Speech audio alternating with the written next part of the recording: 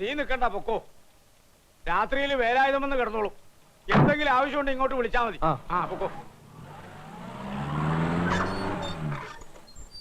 പങ്കിയമ്മ അശ്വതി പറഞ്ഞിട്ടുണ്ട് കാലത്തെ എത്തുമെന്ന് വിചാരിച്ചു. അശ്വതി കുഞ്ഞ് അങ്ങനാ പറഞ്ഞു. കണ്ടില്ലല്ലോ എന്ന് വിചാരിക്കായിരുന്നു. അങ്ങനെ നിന്ന് വീടും പൂട്ടിയിട്ട് ഇങ്ങ് പോരാൻ പറ്റുമോ? അവൾ അവിടെ വന്ന് നിൽക്കട്ടെ എന്ന് ഞാൻ ഗോപിയോട് പറഞ്ഞതാ. ഭർത്താവിന്റെ വീട്ടിൽ കുറച്ചു ദിവസം നിന്നു വെച്ചാൽ തലയൊന്നും പോവില്ല. ഒന്നും മിണ്ടാതിരിക്കൂ. അശ്വതി എന്തിയെ? അങ്ങേ വീട്ടിലുണ്ട്, ഞാൻ വിളിക്കാം. ശരി. അശ്വതിയേ, അശ്വതി, ഗോപി കുഞ്ഞിന്റെ അച്ഛനും അമ്മയും വന്നു.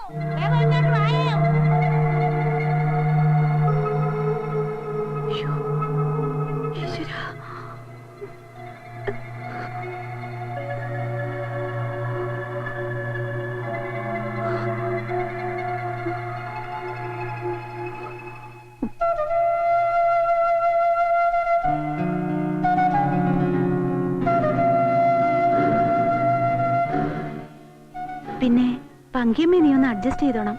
തൽക്കാലം ഇത് ആരും അറിയണ്ട.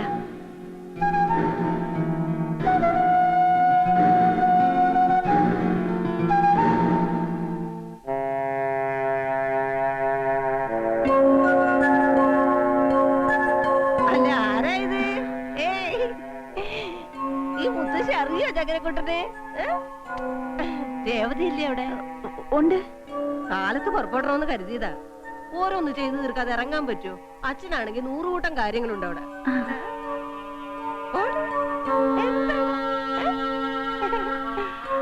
നീ എന്താ മോളെ ക്ഷീണിച്ചിരിക്കുന്നു? സമയത്ത് നേരത്തൊന്നും കഴിക്കാറില്ല. കൊച്ചുപാലനോ വടകള്ള. വൈദ്യർ മഠത്തിൽ നിന്ന് കത്ത് വന്നിട്ടുണ്ട്. ഗോപി വന്നിട്ട് നമുക്ക് അവിടം വരെ ഒന്ന് പോകണം. അദ്ദേഹം ജാതകം നോക്കിയാ ചികിത്സ വിധിക്കുക. ഗോപിയോട് പറഞ്ഞ ഇതൊന്നും മനസ്സിലാവില്ല. നീ ഇതൊക്കെ അവനോടൊന്ന് പറയണം. ധാരാളം പേർക്ക് ഫലം ഉണ്ടായിട്ടുണ്ടെന്നാ പറയുന്നത്. സാവിത്രി, കുടിക്കാനുള്ള വെള്ളം കൊടുത്തോളൂ.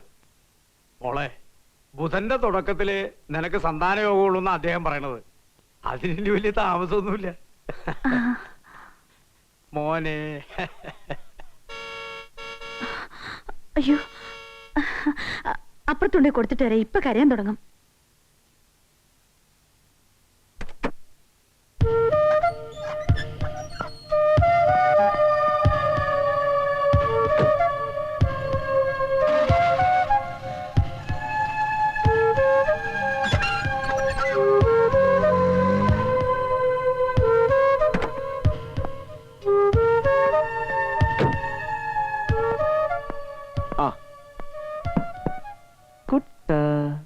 രേവതി ഇല്ലേ ഇവിടെ? കുട്ടിക്ക് ഫയർ എക്സാം പുറത്തു പോയിരിക്കുക. എന്തെങ്കിലും വേണമെങ്കിൽ എന്നോട് വിളിച്ച് പറഞ്ഞാ പോരെ അവക്ക്? ഈ വെയിലത്ത് വല്ല കാര്യമുണ്ട് മോനെങ്ങ? വേണ്ട, ഞാൻ വെച്ചോളാം. വേണ്ട, അശ്വതിയുടെ ജോലി മുഴുവൻ മുടക്കും. ഇങ്ങിതാ കുട്ടം പിള്ളേ.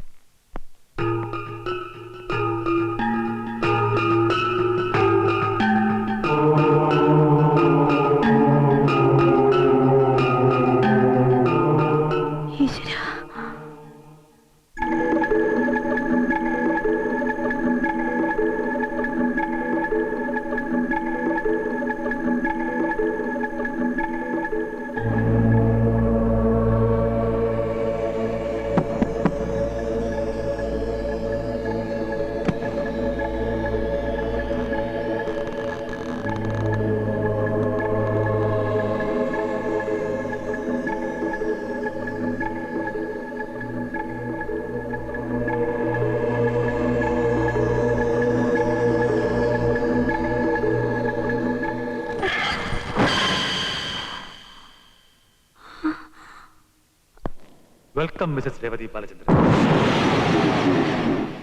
ഒരുപാട് നേരമായോ വന്നിട്ട്? ഇല്ല, ഇപ്പൊ വന്നേ ഉള്ളൂ. കം. രേവതി ഇപ്പൊ വരുമെന്ന് ഞാൻ പ്രതീക്ഷിച്ചില്ല. ഗുഡ്.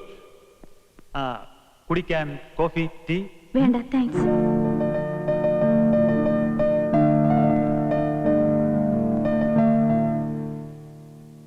ഇരിക്കൂ.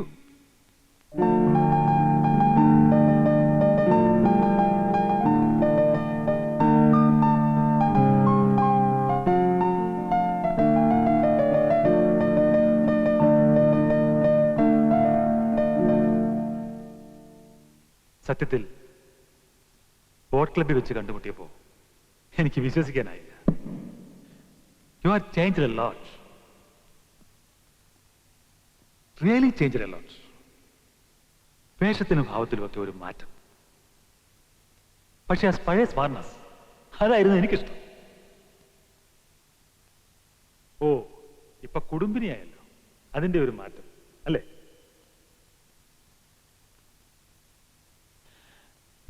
എങ്ങനെയുണ്ട് എന്റെ ബംഗ്ലാവ്? കല്യാണം കഴിഞ്ഞ് പൊന്നുമോന് ഭാര്യയോടൊത്ത് താമസിക്കാൻ അപ്പച്ചൻ വാങ്ങിച്ചിട്ട ബംഗ്ലാവാ. പക്ഷെ പാവം അപ്പച്ചൻ ആഗ്രഹിച്ചതൊന്നും നടന്നു കാണാനുള്ള ഭാഗ്യമുണ്ടായില്ല. രേവതിക്കറിയോ, സ്റ്റിൽ ബാച്ചലർ. അന്ന് സംഭവിച്ചതൊക്കെ മനഃപൂർവ്വമല്ലായിരുന്നു. വേണ്ടായിരുന്നെന്ന് പിന്നെ തോന്നി. നേരിട്ട് കണ്ടൊന്ന് ക്ഷമ ചോദിക്കാൻ പോലും പിന്നൊരവസരം ഉണ്ടായില്ല. വേദനിപ്പിച്ചിട്ടുണ്ടെങ്കിൽ ക്ഷമിക്കണം. All right, all right. സമ്പന്നനായ പിതാവിന്റെ തെമ്മാടിയായ മകന് ഇനി നഷ്ടപ്പെടാനൊന്നുമില്ല, വേദനയുമില്ല. അസൂയ, അസൂയ, jealous, jealous. എന്റെ ജീവിതം നശിപ്പിച്ചിട്ട് ഭർത്താവിനോടൊത്ത് നീ സുഖമായി ജീവിക്കുന്നത് കാണുമ്പോഴുള്ള അസൂയ. Yes. ഒരു പുരുഷന് നേടാവുന്ന എല്ലാ ഭാഗ്യങ്ങളും നീ കാരണം എനിക്ക് നഷ്ടമായി. അതുപോലെ നിനക്കും പ്രിയപ്പെട്ടതൊക്കെ നഷ്ടപ്പെടണം. എന്നെ പോലെ നീയും ഒറ്റപ്പെടണം. അല്ലാതെ ഞാൻ വിടില്ല. എല്ലാ അർത്ഥത്തിലും നീ എനിക്ക് വിധേയായിട്ടുണ്ടെന്ന് നിന്റെ ഭർത്താവിനെ ബോധ്യപ്പെടുത്താൻ എനിക്ക് ആ ചിത്രങ്ങൾ മതി. പക്ഷേ എല്ലാം അറിഞ്ഞു കഴിയുമ്പോൾ നല്ലവനായ ഭർത്താവ് ഒരുപക്ഷെ ക്ഷമിച്ചാലോ?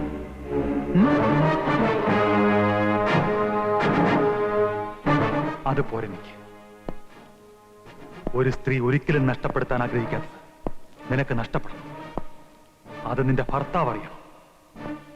അങ്ങനെ നീയും എന്നെ പോലെ ഒറ്റപ്പെടും. എന്നിട്ടും ക്ഷമിക്കുന്ന ഭർത്താവാണെങ്കിൽ പിന്നെ എനിക്കൊന്നും ചെയ്യാനാവില്ല.